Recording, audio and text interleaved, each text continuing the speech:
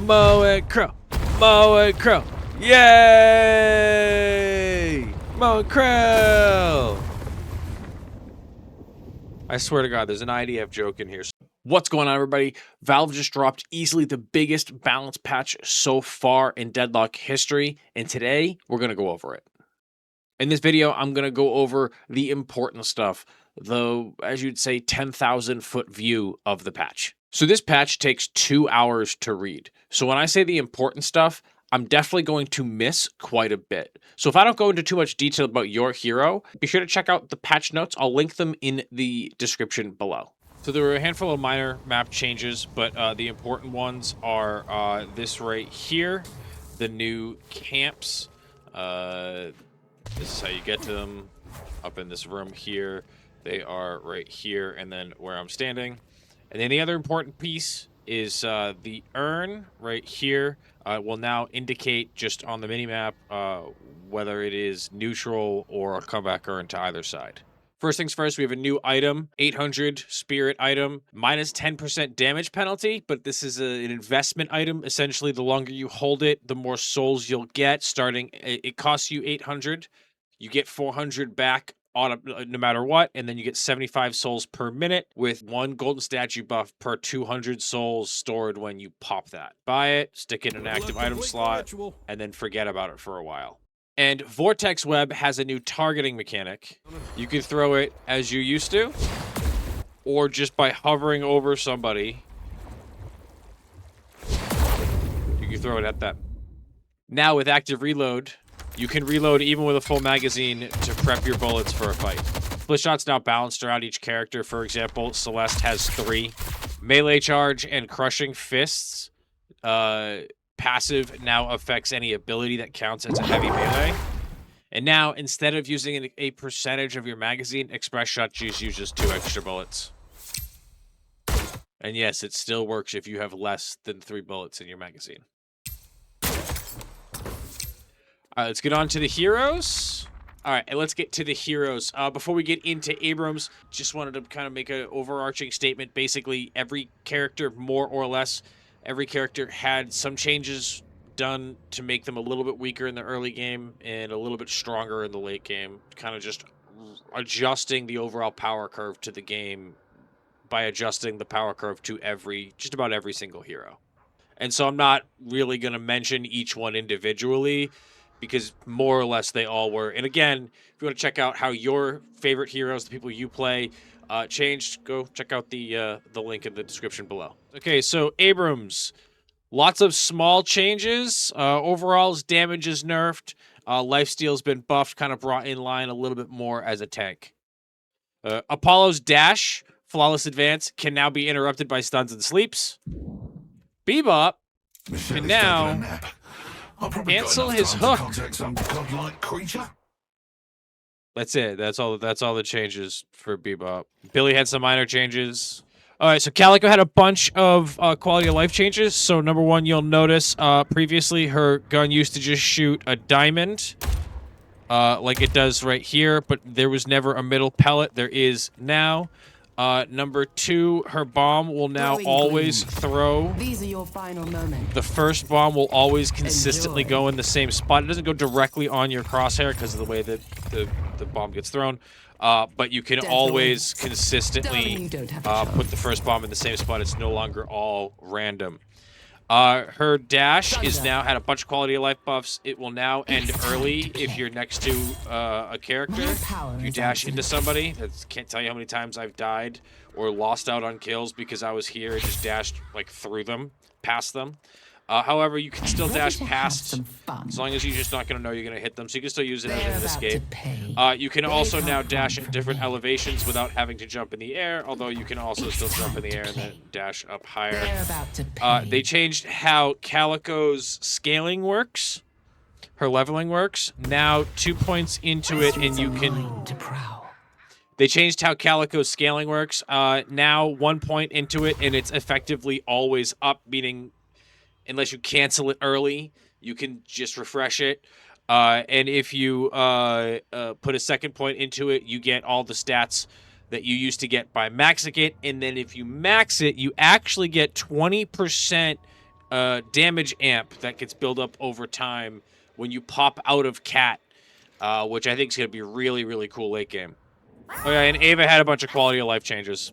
Also, you can fly in her ult now. The shadows call and I answer. So no more getting caught. And yeah, you can fly up and down on her ult. Her ult also heals her when she pops out of it now. So yeah, there's that. Celeste had some minor changes. Doorman's bullet now collat at 50% damage. Callbell's been completely redone. Overall, it's a big buff. Now with his tier 3 ult, if the person who goes in, like this dummy won't, doesn't get out of the hotel, it props to a 10-second cooldown. Oh yeah, and he's unstoppable the whole time you're in there. Alright, Jutra had a bunch of changes to make him a little scarier. Basically, some changes to make him more along his theme. A little better close range, a little shittier further away. His ult's a little scarier. Also, his passive is now 3%. Anytime an isolated person dies near him, whether it's an assist or a kill, it doesn't matter, which is always good for stacking mechanics. Dynamo Stomp no longer scales with Spirit. It's either 16 or when it's maxed, it's 32, unless, of course, you buy any of the expansions. Graves kind of just had some quality of life changes, and her wall was rebalanced a little bit. It's not going to grab onto you for 4 hours anymore, at least not until late game. Hayes had a ton of minor changes, but a lot of buffs and kind of adjustments to her stealth to make her kind of like assassin-y, hunting in the enemy team's jungle playstyle a lot stronger. And Fred's got a bunch of quality of life improvements. His dash got buffed, and now his afterburn, while kind of sucking until you max it, gets built up by melees. Ivy had a bunch of changes now. If you max her 1, it will root you if you're in it for a few seconds. And that's what it looks like. Her ult no longer has a cast time. However, it is interruptible if you're shot in that first second or so right there. And if you max her Kudzu connection, it's literally always on. You just need to be near somebody. Kelvin's nades heal right away. Some quality of life changes. Some scaling changes. That's about it. Geist had a bunch of minor changes. Lashes, not a damn thing that you can do about it. And his Flog no longer have throw distance or with scale with Spirit Power. They're now in their those are now in point investments. All right, McGinnis. Long story short, turret build buffed really hard. Alt build buffed a bit. Gun nerfed a little bit. Mina, probably the poster child of heroes being kind of revamped and having their power curve adjusted. The biggest thing you need to know as somebody playing against Mina is her heal versus heroes got buffed. And now if she maxes her bats, she gets 3 casts, not just 2. Mirage had a bunch of changes. His Scarab now works just like a regular charged ability. Now when you max Dust Devil, his Tornado, you can cast it a second time. When you max his 3 at max stacks, there's a 0.5 second stun, basically an interrupt. And now his ult can literally go anywhere. And I mean literally anywhere. Need to go.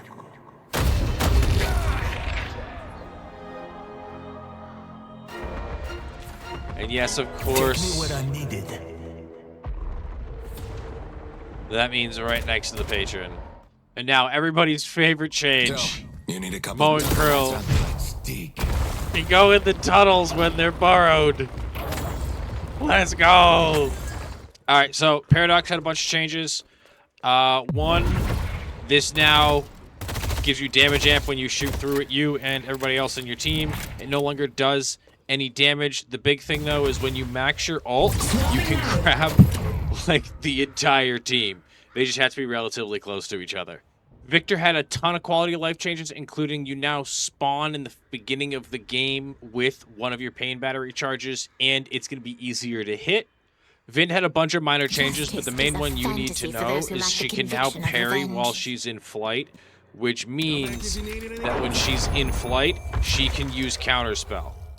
Now, Wraith has a bunch of changes. Her card trick's been changed.